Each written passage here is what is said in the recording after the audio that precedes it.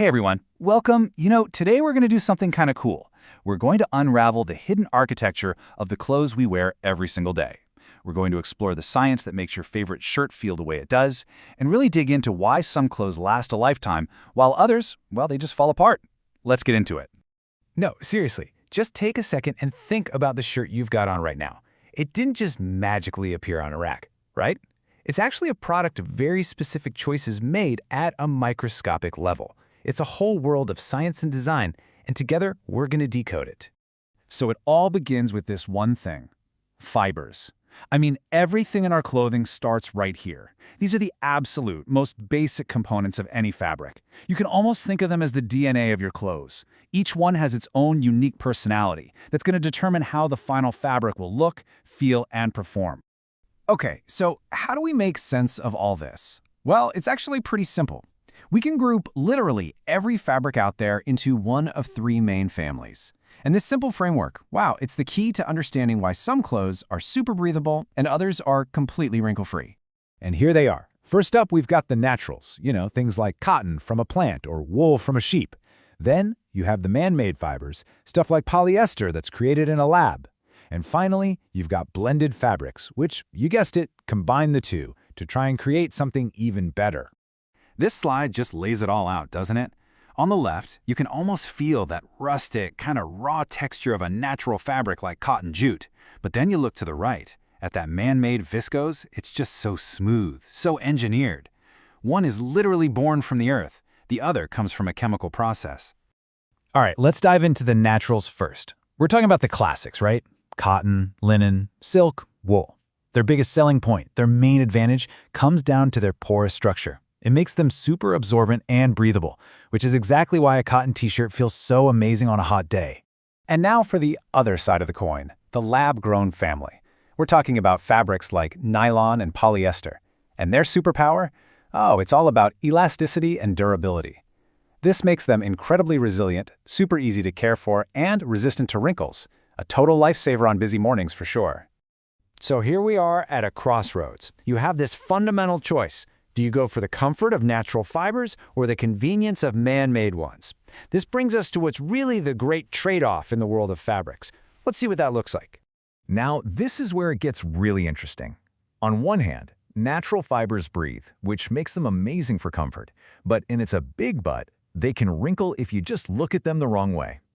On the other hand, man-made fibers, they stay crisp and smooth, but because they're not as porous, they can feel pretty stuffy in hot, humid weather. Okay, but what if you didn't have to make that choice? What if you could get the best of both worlds? Well, that's exactly where blending comes in. The whole goal is to create a hybrid fabric that has the strengths of both its parents without all the weaknesses. And terrycot is the perfect example of this. You've probably heard of it. It's this hugely popular blend of cotton and a type of polyester called terylene. So what do you get? You get the softness and the absorbency of cotton with the strength and wrinkle resistance of polyester. It's literally a win-win. Okay, so we've talked about the main fabric, the stuff you actually see and feel. But honestly, that's only half the story.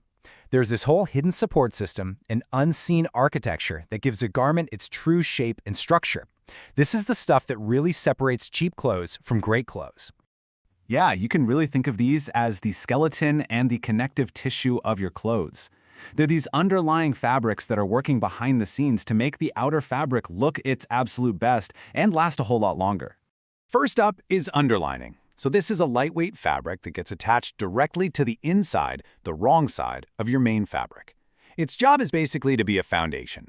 It gives the garment strength, it stops seams from showing through, and it makes really delicate fabrics, like silk, way more durable. Next up, we have interfacing. Now this stuff is a bit sturdier. It's not used all over the garment, just in very specific spots that need to hold their shape, like collars, cuffs, and the lapels on a blazer. This is the secret to getting that crisp, sharp look that doesn't just wilt halfway through the day. Then there's inner lining. This one is all about function. It's a layer, almost like a thin piece of batting that gets sandwiched between the outer fabric and the inner lining. And its only job? To trap heat and keep you warm. This is the absolute essential ingredient that makes a winter coat actually work against the cold. And finally, we get to the lining. This is that smooth, a lot of times silky fabric on the very inside of a jacket or a skirt. It gives a really luxurious finish by hiding all the messy seams and stitches, and it makes the garment just glide on and off so easily. It's a huge sign of a well-made piece. So, you see, when you put all these pieces together, you start to realize that making a quality garment is an incredibly deliberate process. It's about combining the right materials in just the right way to get a specific result. It really is as much engineering as it is art. So let's just boil this down.